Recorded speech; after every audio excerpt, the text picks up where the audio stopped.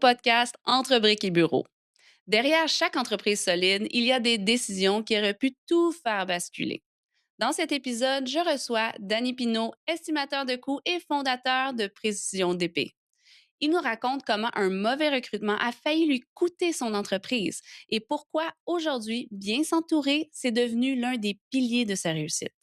Une discussion franche sur les chiffres, les erreurs et surtout les humains derrière les décisions.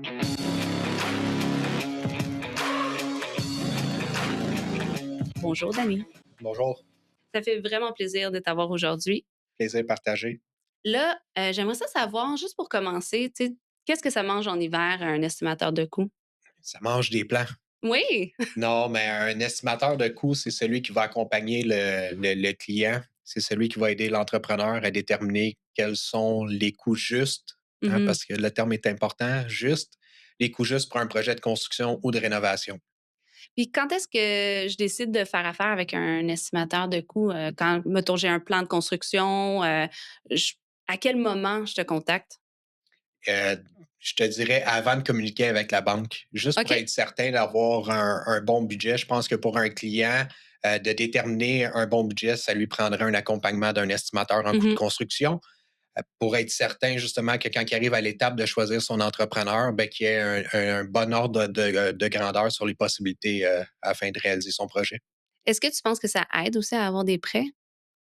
Définitivement, je pense que si Ouais. on appuie notre projet avec une soumission budgétaire signée par un estimateur, je pense que ça Mhm. peut aider à aller chercher le bon financement. Puis, est-ce que c'est toi qui contactes directement les clients? Tu sais, où tu joues ton rôle, là, dans le fond? Ça peut être les institutions financières qui communiquent avec nous si jamais ils ont des projets à faire préapprouvés OK. auprès du financement. Par contre, oui, évidemment, si un client privé en particulier a un projet d'agrandissement de son duplex ou quoi que ce soit, évidemment, idéalement, c'est qu'il communique directement avec nous. Euh, Définitivement, s'il n'a pas parlé avec un professionnel pour Oui. faire des plans, des devis ou un étendu de travail, ça devient un peu compliqué. Par contre, quand on a les bons outils, comme dans notre cas chez Précision DP, on peut passer sur place avec un appareil de scan 3D qui peut OK. permettre de faire une espèce de visite virtuelle, puis avec le client, d'élaborer sur un étendu de travail. Donc, avec l'étendue de travail du client, la visite 3D, on est capable de mesurer, faire du mesurage, puis d'élaborer nous-mêmes un croquis afin de faire des Je suis quantités, très quoi. curieuse parce que ça, je trouve ça quand même cool. Comment ça fonctionne? Écoute, c'est un appareil qui fonctionne avec l'infrarouge. Il y en a OK. d'autres qui fonctionnent avec du lidar. Ça OK. prend des images, puis fouille-moi comment ça fonctionne côté Oui, oui, non. technologie, mais on est capable d'avoir des profondeurs, d'aller prendre des mesures dans le plan. Puis avec Mhm. l'outil qu'on utilise, nous, on est capable d'avoir directement des croquis, des plans DWG. Tu sais, on pourrait envoyer un fond de plan qu'on appelle dans le Oui. milieu, on pourrait l'envoyer à l'architecte, puis lui pourrait ajouter ses compositions, ses trucs qu'il y a à mettre dessus. Mais ouais, c'est un appareil formidable, ça change Oui. la donne. On s'en sert beaucoup au niveau des sinistres, au Mhm. niveau des dossiers de litige, parce que ça fige le bâtiment dans le temps. Hein, Ouais. c'est aujourd'hui. Quand tu vas faire la visite, parfois aussi, ce qui arrive, c'est qu'on oublie de prendre des mesures. Mhm. On parle beaucoup avec le client, on essaie de développer la relation avec cette personne, puis on oublie de prendre des mesures, tandis qu'avec le scan 3D, ben, tu peux parler, l'appareil fait sa numérisation, puis une fois arrivé au bureau, ben, on met tout ça en place pour travailler, quoi.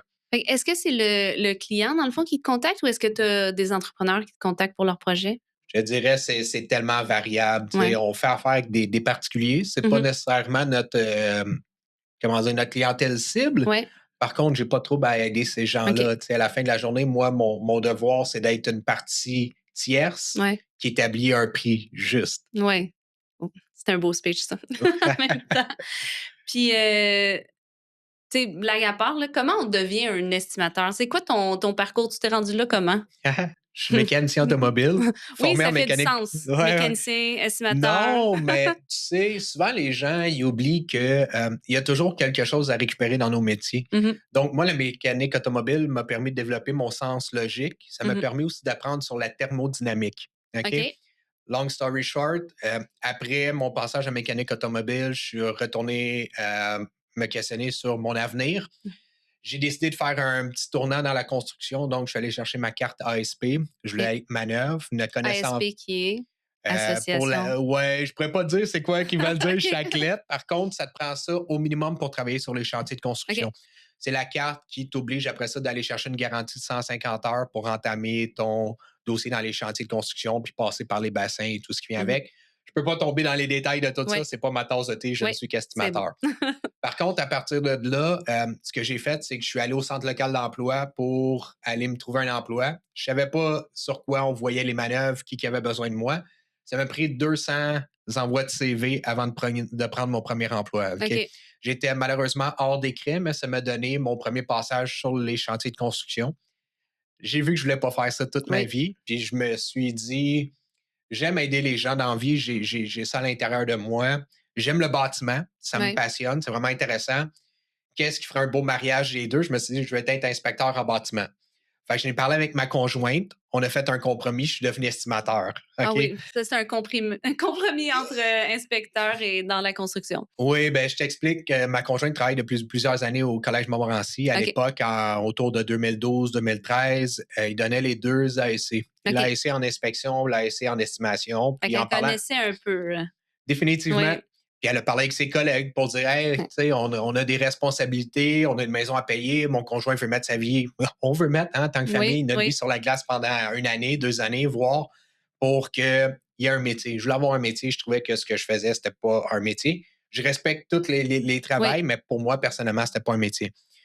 Fait qu'elle m'a dit, regarde, va à la séance d'information Montmorency, puis vois ce que ça donne. Donc, je suis allé à la séance d'information, ça m'a intéressé. Et puis, pendant 14 mois, j'ai mis ma vie sur la glace. Je travaillais, j'étais disponible pour les chantiers de 6 à midi. mhm, Puis, il fallait que je sois disponible à l'école midi 9. Fait que pendant 14 mois, j'ai étudié pour devenir estimateur. C'est le meilleur chemin. Pourquoi? Parce qu'il te permet de découvrir l'ensemble du bâtiment. Tandis que si tu commences, comment dire, directement dans le métier, hein, il y en a qui vont t'engager, dire, hey, t'es intéressé, OK, on va t'essayer. mhm. Tu vas juste apprendre une chose du bâtiment, tandis que quand tu fais la formation, ben, tu apprends l'ensemble. Puis un projet de Ouais, construction, c'est un ensemble. Tous oui. tes intervenants, à quelque part, viennent se rejoindre. Fait que là, la question qui tue, est-ce que ta femme avait raison? On enregistre pour elle. Oui, oui, je Oui, te ma femme dirais avait que raison. oui, oui, c'est un très beau métier avec beaucoup de portes ouvertes. Oui, Donc, oui. elle a bien choisi. Oui, oui, oui. Elle va C'est être bon contente ça. de Oui, ça, c'est là. ça, exactement. C'est ça l'objectif, là, ici. Puis c'est quoi l'intérêt de faire appel à un estimateur? Tu sais, on en a parlé un petit peu pour les clients avant d'arriver à la banque, d'être vraiment prêt. Mais est-ce qu'il y en a plus que ça? Je te dirais que, bon, en étant estimateur certifié, on a quand même un code de déontologie, on a OK. des règlements. On ne se laisse pas nécessairement influencer par une ou l'autre des parties. Tu sais, qu'on intervienne vraiment pour le client, pour la banque, pour l'entrepreneur en construction, Ouais. l'avocat, peu importe. Vraiment, ça ne fait pas toujours plaisir, mais je me laisse jamais contaminer par l'environnement. Tu sais, Ouais. vraiment, c'est-à-dire, peu importe c'est qui mon client, je veux avoir le juste coût. Est-ce qu'il y a des informations que chacun des parties peuvent m'apporter pour faire varier les coûts? Oui, Mhm. mais j'essaie toujours le plus possible d'être impartial. Donc, l'intérêt d'avoir l'estimateur, justement, c'est d'avoir cette personne-là impartiale qui va, sans dire plaire à quelqu'un, à qui que ce soit, mais de pouvoir, justement, comme je dis depuis le début, c'est plate, je me répète, mais c'est d'avoir le juste coût. Tu sais, je pense qu'on a tous les paramètres pour évaluer le plus que possible le projet en ayant un prix juste. Évidemment, il y a plusieurs facteurs qui entrent en ligne de compte. Est-ce qu'on a des plans, pas de plans? C'est une visite, pas de visite? La qualité des documents. Mais tout ça mis bout à bout, ça fait un prix qu'on peut. Moi, Ouais. personnellement, avec mes prix, je suis heureux parce que j'arrive à dormir le soir puis je dors bien. Là. Fait que c'est ça, dans le fond, tu te bases sur, dépendamment ce que tu as, comment est-ce qu'il y a d'autres choses sur lesquelles tu te bases, dans le fond, pour faire tes estimations de prix? Plusieurs choses. Oui. Évidemment, on a des relations privilégiées avec certains fournisseurs, certains sous-traitants. Donc, en Mmh. ayant une clientèle variée, ça nous amène des prix unitaires de certains sous-traitants. En travaillant autant avec les entrepreneurs spécialisés que les entrepreneurs généraux, on a accès aussi à des coûts unitaires via nos projets. Euh, on a des relations avec certains distributeurs, ce qui nous aide à tout l'aspect de coût. Mais au-delà de ça, il ne faut pas se cacher, dans le milieu, il y a toujours l'aspect des ouvrages reconnus. Donc, on peut penser à ce qui est le catalogue.ca, qui est le Mmh. seul ouvrage de référence francophone, Puis qui est mis à jour régulièrement, j'imagine? 100% une Ouais. plateforme web. Sinon, on peut penser aussi aux plus connus comme RS Means, Mmh. Design Cost Data et autres, qui nous permettent, eux, plutôt d'aller chercher ce qui est les productivités des Ouais, hommes. Tu sais, parce qu'un projet, c'est une portion matérielle, mais tu as une portion main-d'œuvre aussi. ouais. Fait qu'avec les productivités des hommes, pardon, nous, on applique les taux horaires qui sont régis. Ouais. Après ça, on arrive avec un coût unitaire sur lequel on va venir appliquer parfois des facteurs de complexité, hein, Ouais. parce que Ouais. l'ouvrage de référence va te donner une productivité dans le meilleur des mondes. Ouais. Là, il faut l'ajuster selon le projet. Est-ce qu'il y a beaucoup de repeat? Est-ce qu'il y a de la perte de temps? Et en bas de tout ça, bien évidemment, on a tout ce qui peut être les assurances. Dans des cas où il y a des dossiers avec du cautionnement, le cautionnement, Mhm. on peut penser aux contingences, la manutention, les outils. Donc, il y a beaucoup de choses aussi qui partent de l'expérience. On ne se le cache pas. Après Ouais. avoir vécu 10, 11 ans d'estimation, on fait face à plusieurs défis. Mais je suis beaucoup impliqué dans le milieu. Fait que j'écoute. J'écoute, Mhm. puis je te dirais que régulièrement, mon chiffrier, hein, parce qu'on utilise un Ouais. chiffrier Excel pour la finalité de la soumission, mais souvent, il est mis à jour en ayant l'oreille attentive. On a une bouche, Ouais. 2 oreilles, c'est pour écouter 2 fois plus qu'on parle, donc C'est ce j'écoute mon qu'on dit. marché. C'est ce qu'on dit. Puis, excuse-moi, je suis 5 idées reçues. OK. On a reçu 5 idées sur les estimateurs. Est-ce que tu es prêt à répondre à si c'est des mythes ou des réalités dans ton métier? Au meilleur de mes Oui. connaissances. Alors, un estimateur, c'est juste quelqu'un qui fait des soumissions. Un estimateur, c'est plus que quelqu'un qui fait juste des soumissions. Tout dépendamment toujours de qui est son client, mais ça peut être une bonne porte d'entrée pour avoir un bon financement à la banque. Mhm. Ça peut être un expert dans un dossier de litige. C'est la personne qui va aller chez vous, constater c'est quoi l'état des lieux, puis qui va peut-être allumer d'autres sons de cloche Mhm. pour te permettre justement de voir ton projet autrement, puis d'amener peut-être une faisabilité ou un report aussi. Ouais. Tu sais, c'est beaucoup plus qu'une personne qui fait juste donner un coup. Il y a tellement un grand travail en arrière de ça que souvent les gens négligent. Euh, je pense que c'est ça le rôle de Mhm. l'estimateur. Puis, être un estimateur, c'est un métier plate, assis devant un ordi à faire des calculs toute la journée. C'est pas un métier plate. C'est certain que si pendant la journée, notre métier, puis il y en a qui vont aimer ça, mais moi, ça serait pas ma tasse de thé, mais juste des porte-cadres à la longueur de journée, ça pourrait devenir redondant. Par contre, chaque projet de construction étant unique, je pense que chaque projet amène son lot de défis. Donc, il faut juste y faire face à ces défis-là puis apprécier ce que les projets nous amènent. Au-delà de passer le temps devant l'ordinateur, comme j'ai mentionné, on peut être appelé plus souvent qu'autrement à faire des visites des lieux.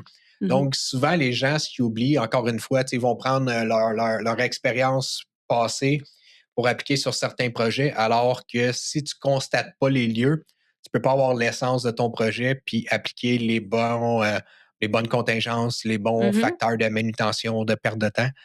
Donc, c'est pas juste Les d'être devant un règlements ordi. municipaux qui peuvent changer. Oui.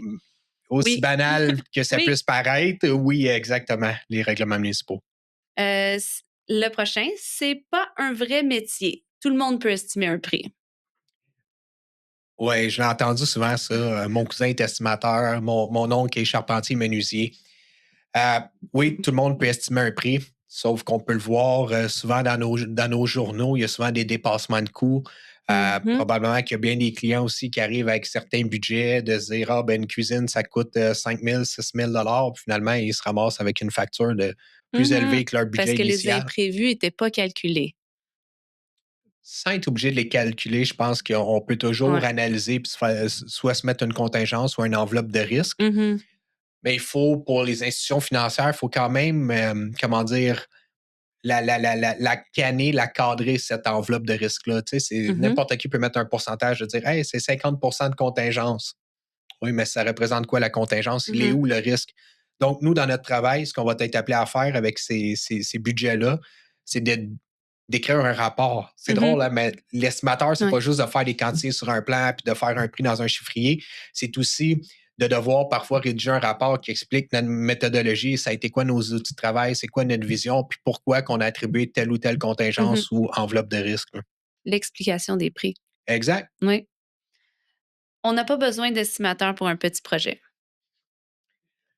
Euh, c'est vrai. Si tu veux te tromper, prends pas l'estimateur. Moi, ce que je te conseille, c'est que oui, parfois, les frais qu'une firme d'estimation peut coûter peuvent sembler faramineux. Par contre, d'arriver avec un mauvais budget, ça peut coûter encore plus cher. Mhm. Donc, c'est ce qu'on dit, c'est si tu penses qu'un bon estimateur, ça coûte cher, et c'est un mauvais estimateur, tu vas ça va te coûter encore plus cher. C'est vrai. Bon point. Le rôle s'arrête une fois le budget fait. Non, non, j'aime beaucoup, aller dans l'accompagnement. C'est pas toujours prévu dans nos offres de services, mais je pense qu'il y a toujours une plus-value à l'estimateur de Mmh. faire un accompagnement par la suite, soit avec le client, soit avec l'entrepreneur en construction, le chargé de projet là-bas. C'est important d'avoir une bonne transition de dossier, première des choses, mais aussi la vision. Parce que si la vision de l'estimateur ne suit pas au niveau de l'exécution, ça peut être une catastrophe. Je donne souvent la blague dans les cours que je donne. Disons, l'estimateur a prévu un boom truck à, disons, 200 $ de l'heure, Mmh. puis que la personne qui reprend le dossier décide de mettre une grue à tour, ben on s'entend que c'est plus 200 $ de l'heure, Mmh. mais on vient de gruger le budget. C'est extrême comme comparaison, Oui, mais je mais pense ça qu'une doit bonne. arriver. Pas dans cet extrême-là, je l'espère pas. Je suis triste pour la personne à qui que ça Oui. arrive, mais euh, somme toute, oui, une bonne transition de dossier, un bon accompagnement, je pense que c'est requis. OK. Fait que toi, dans le fond, tu te mets en contact avec, le prochain corps de métier, si on veut, l'entrepreneur, Oui. pour lui dire qu'est-ce que tu avais estimé. Ben, définitivement, tu sais, soit Oui. auprès de notre clientèle, soit auprès de notre client, parce que, bon, ça va arriver dans certains cas qu'on doit parler pour le client à la banque. Donc, juste de donner notre vision pour qu'il y ait une suite logique à l'ensemble des intervenants, quoi. Mmh. On a passé à travers toutes les mythes. C'est bon, tout défait. C'est quoi le projet le plus complexe que tu as eu à estimer dans ta carrière et pourquoi? Ça nous ramène en 2018. Je venais de lancer mon entreprise, ça faisait possiblement un an. Je reçois un appel un peu bizarre, un type qui me dit: Hey, il dit, je travaille pour Bombardier. Je suis comme, je suis pas dans les avions, mais tant mieux pour toi. Il me dit: J'ai un de mes amis, un Québécois, installé à Saint-Martin, l'île de Saint-Martin dans les Antilles OK. françaises. Puis il dit: Il y aura un projet de construction qui a besoin d'accompagnement. Je dis: OK, pas de trouble, me mets en relation avec le type. Le type revient au Québec, on discute ensemble. Euh, il y avait un ouragan dans ces années-là qui a frappé l'île de Saint-Martin, Mmh. des vents de 400 km/h, ça a tout ravagé. Donc, la complexité, ça a été surtout au niveau, je dirais, linguistique. On parle le même français, il parle le même français que moi, mais les terminologies. Mmh. Parce qu'on a eu à évaluer un coût de construction, puis évidemment, là-bas, bon, la construction, ça reste la construction. On commence par l'excavation, on finit par la toiture, les finitions, les trucs comme ça. Mais tout ce qui était les terminologies était différent. Donc, de Mmh. devoir s'adapter à cette réalité-là de là-bas. Premièrement, les corps de métier, les matériaux. Parfois, on parle du même chose, mais moi, du placo, ça ne me dit rien. Ouais. Parle-moi de gyps, Ouais, de c'est ça. gyproc, je vais savoir du placo, je ne sais pas.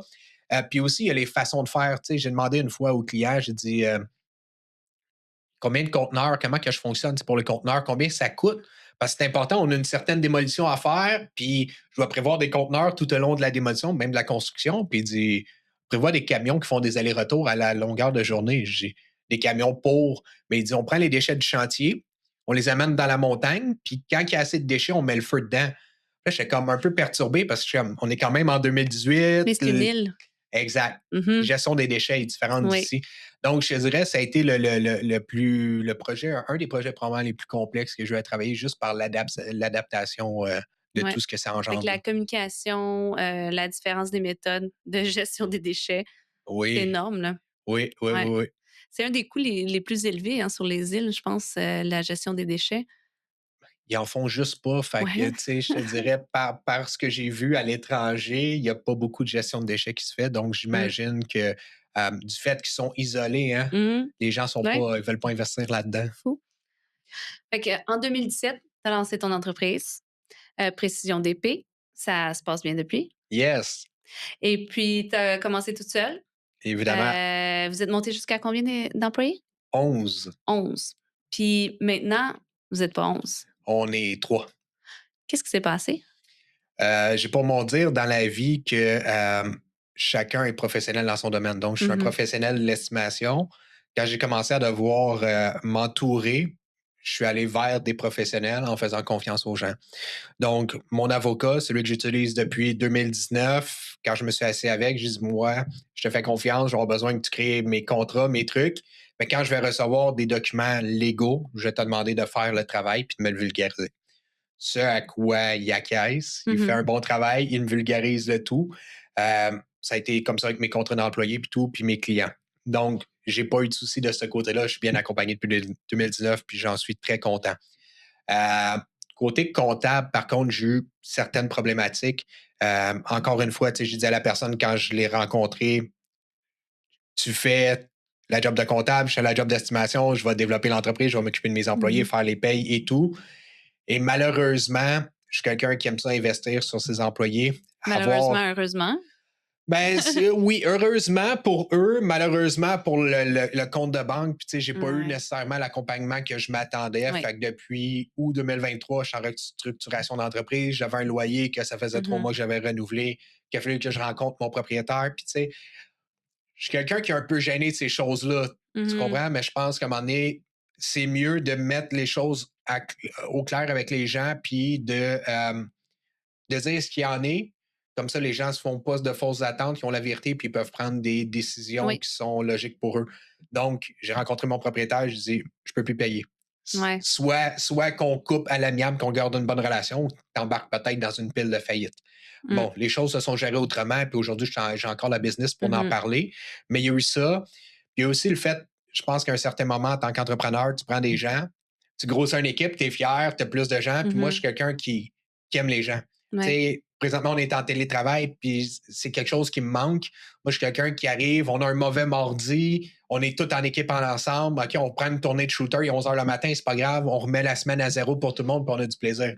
Puis malheureusement, ça a fait en sorte que je me suis peut-être mis la place en bon québécois dans le derrière à certains moments, puis que j'ai gardé les personnes dans les mauvaises chaises. Ça, mis avec le fait que les gens, nécessairement, ils se responsabilisent pas toujours, ça a fait en sorte que tu entraînes des gens longtemps, puis que ça crée certains bris, puis certaines frustrations auprès de la clientèle. De l'autre côté, les clients ne se responsabilisent pas nécessairement pour dire qu'ils ont certains trucs qui les dérangent. T'sais. Les gens vont plus aller au niveau de la construction, là, ça, j'ai remarqué beaucoup ça, puis je suis dans le milieu quand même depuis 2012, ben, c'est que les gens, ils parlent pas. T'sais, ils disent pas hey, moi, je veux ça ou je m'attends à ça, puis ils vivent des frustrations, ils n'en parlent pas, ils tirent la plug, du finance chicane, dans litige, quoi que ce soit. Dis ce qui va pas. Moi, je suis là pour parler. Je pense que je suis capable de bien m'exprimer, puis j'en demande autant des clients, mais c'est grosso modo ce qui a causé la descente. Qu'est-ce que tu en sors de ça, dans le fond? Parce que ça a été une mauvaise expérience. C'est sûr, bien s'entourer, tu le savais déjà. Parce que tu connais ta force, tu connais tes faiblesses, tu es allé t'entourer de gens d'experts. Qu'est-ce que tu as appris de cette situation-là pour comme n'importe qui d'autre qui pourrait apprendre de ça? Premièrement, de pas juste faire confiance parce que c'est le cousin, le frère, le père, la mère de quelqu'un, parce que tout le monde a un mécanicien, tout le monde a un estimateur ou un entrepreneur en construction dans sa famille. Juste de faire les recherches adéquates. Puis à la suite de ça, c'est pas de prendre pour acquis parce que tu le donnes à l'externe que on tasse ça puis c'est fini.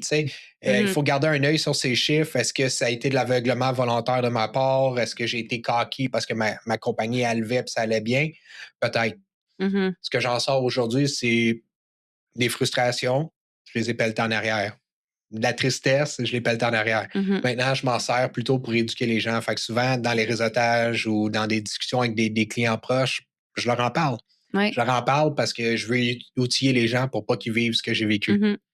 Fait que se tenir au courant de ces chiffres, au courant de ces documents légaux aussi, parce que tu es chanceux, tu es un bon avocat. Mais ça pourrait être la même affaire pour n'importe quel expert, n'importe quel professionnel. Faut faire attention. Toujours. Bien s'entourer. Qu'est-ce qui t'a donné envie de lancer ta propre entreprise? Quand je suis retourné à l'école en 2013 de Montmorency, j'ai eu un super enseignant, Jean-Guy Bellil. On le salue. Ça a été celui qui a été le plus rigide. Puis moi, c'est des cadres que j'aime. Tu sais, des profs qui prennent la place dans la classe puis de dire voici comment ça fonctionne. Ça aide les gens un peu comme moi qui sont TDA à rester droite puis être à leur affaire. Donc, Jean-Guy, au-delà de ça, c'est quelqu'un qui, contrairement à beaucoup d'enseignants qui sont encore sur le marché aujourd'hui, c'est quelqu'un qui a joué la game puis qui joue la game. Ce que je veux dire, c'est que c'est un gars qui avait été dans le marché en tant qu'estimateur dans des entreprises de construction. C'était quelqu'un qui était consultant en estimation. Donc, qui lui aussi avait sa business en estimation. Fait que je me suis dit, un jour, je vais être comme Jean-Guy Bellil, tu sais. Encore aujourd'hui, j'ai une relation avec lui parce que ma femme travaille là-bas, il se croise, je le croise quand je vais voir ma femme. Puis, c'est juste qu'une journée, j'ai perdu mon emploi parce que j'étais en 2017. Un de mes fournisseurs, il m'appelle, il me dit « Hey, Danny, je veux te rencontrer. » Moi, je pense aller passer une entrevue. Fait que je mets ma plus belle robe, je me prépare, puis je me dirige vers ce fournisseur-là d'équipement ventilation, puis je m'assois avec, puis il dit « Danny, Il dit, t'es dans ton affaire, t'es chez un entrepreneur en ventilation, moi, je suis fournisseur, tu fais des suivis serrés, tu regardes bien les trucs. Quand on fait des erreurs, tu nous le renotes. Tu dis, hey, moi, j'ai telle quantité, toi, t'as telle Mhm. quantité. Où est-ce que ça clash, tu sais? Il dit, moi, j'ai une madame qui travaille à son compte pour moi. Elle a une maladie dégénérative. Il dit, j'aimerais ça que tu prennes la relève. Fait que je suis comme, OK, cool, l'entrepreneuriat déjà. Tu sais, j'ai 2 ans et demi d'expérience Mhm. en tant qu'estimateur. J'ai fait face à des projets quand même jusqu'à 53 millions. Euh, j'ai 2 ans d'expérience sur le terrain, mais je dis, en entrepreneuriat, je connais rien. Je suis comme, qui peut m'aider? Fait que je suis arrivé au centre local d'emploi. Ils m'ont dit, t'as-tu un agent, pas d'agent? Tu peux être financé. Fait que de fil en aiguille, j'ai démarré mon entreprise. J'ai embarqué sur une mesure gouvernementale qui s'appelle STA, qui sert à financer les entrepreneurs. Puis juste en 2017, Soutien, travail autonome. je prends ce programme Oui, en plus qui n'existe c'est plus. C'est ça. dommage parce que Oui. ça l'aide les entrepreneurs à être rémunérés pendant qu'ils développent leur entreprise. C'est-à-dire que si tu n'as pas de revenus, ben au moins tu reçois un petit, entre guillemets, salaire Oui. pour survivre. Puis quand tu factures, la beauté, c'est que contrairement au chômage, le chômage, dès que tu as un autre revenu, il te coupe. Ça, ce que ça faisait, c'est que ça faisait rien. Oui. Tu avais ton revenu, puis tu pouvais facturer, puis pas être obligé de te donner une paye avec ce revenu-là. C'était plus facile de partir en affaires aussi. 100% Ouais. parce que je sais qu'ici, dans la région de Montréal, c'est PME Montréal qui gérait le programme. Ouais. Dans ma région, c'est le lac de Deux-Montagnes. OK. C'était la MRC de Deux-Montagnes qui le gérait. Donc, eux étaient obligés à faire 12 semaines de formation pendant 3 heures à chaque semaine, le mercredi matin. Genre de 9 à midi, on faisait une formation, mettons, le marketing, le réseautage, comptabilité de base, finance. C'est tous ces trucs-là qui outillent un entrepreneur. Ouais. Bon, c'est pas un cours universitaire, mais ça donne les outils de base. Ça donne ce que tu as besoin d'avoir quand même. Là. Exact. À quoi ça ressemblait tes débuts avant que tu fasses grandir ton entreprise? Mes débuts en tant qu'estimateur, ça ressemblait à quelqu'un qui s'est fait lancer dans le milieu. J'ai toujours eu cette, cette chance-là, si on veut, de, tu sais, je commence un nouveau métier, on me dit, Danny, rentre un char. OK, il n'y a pas personne qui m'accompagne, qui me montre comment vous fonctionnez pour travailler. Tu sais, c'est cool. Débrouille-toi! Oui. Oui. Puis, tu sais, après ça, quand je suis arrivé dans les chantiers de construction, la première journée, j'ai fait le tour des chantiers avec un gars que je prenais sa job. Dans le fond, lui, il s'en allait distribuer des épices. OK. OK? Il y avait une run d'épices. Puis une semaine et demie plus tard, mon patron, il me dit, Danny, il dit, je vais me faire opérer dans les 2 genoux. Il dit, tu vas être en charge de tel dossier. Je suis comme, mais attends, là, moi, je suis le type qui déroule le tape à mesurer puis qui lit chaque ligne pour savoir où ce que je suis rendu. Fait que j'ai géré le chantier de l'université. C'est quoi, comment ça s'appelle? Un truc universitaire sur Queen Mary, OK. puis Ouais. qui est un centre pour les personnes âgées. Et puis, j'ai dû bien faire le travail parce qu'après ça, ben, il m'a donné une augmentation. OK? Mais vraiment, il a fallu que je gère le chantier comme un gestionnaire surintendant. Je connaissais rien en construction. Par contre, j'ai eu des gens que j'ai été transparent avec eux puis qui m'ont outillé. C'est comme ça pendant 2 ans que j'ai appris les rudiments de la construction.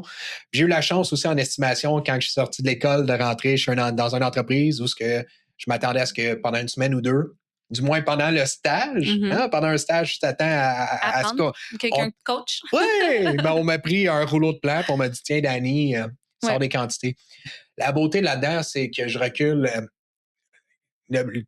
quand j'étais plus jeune, tu sais, je viens d'un milieu pauvre, puis j'ai joué au hockey toute ma jeunesse. Puis pour moi, de demander un lift aux gens, c'était comme un peu dire qu'on était pauvre. Fait que j'aimais mieux prendre mon sac de hockey à 9, 10, 11 ans, faire 1h30 de métro et d'autobus avec mon sac de hockey. Puis ça m'a amené un peu ma débrouillardise dans la vie, un peu dans tout.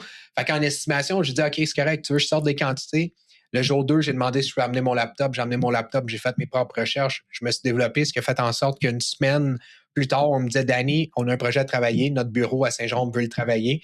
Centre hospitalier de Baie-Saint-Paul, un projet qu'on a déposé à 26 millions. Donc, je sortais de l'école, une semaine et demie d'expérience, on me mettait déjà sur un projet d'envergure. Mais tu avais gardé tous tes calculs, tu avais gardé toutes tes choses, tu étais déjà prêt pour partir un nouveau projet.